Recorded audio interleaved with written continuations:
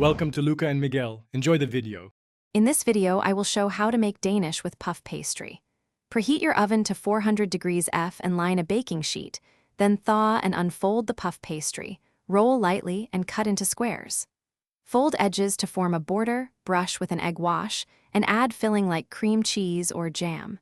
Bake until golden and puffed, about 15 to 20 minutes, then cool slightly before serving warm. Start with quality puff pastry and simple fillings to keep this method foolproof. Thaw one sheet of pastry until pliable and keep butter cold.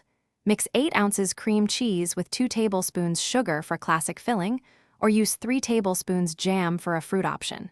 For a nutty twist, add chopped almonds and a drizzle of honey after baking. Chill filled pastries briefly before baking to preserve layers and shape. Work quickly to keep pastry cold while assembling your danishes to ensure flaky layers.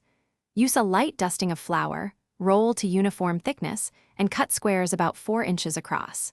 Spoon filling into centers, fold corners or create a pocket, then brush with egg wash for shine.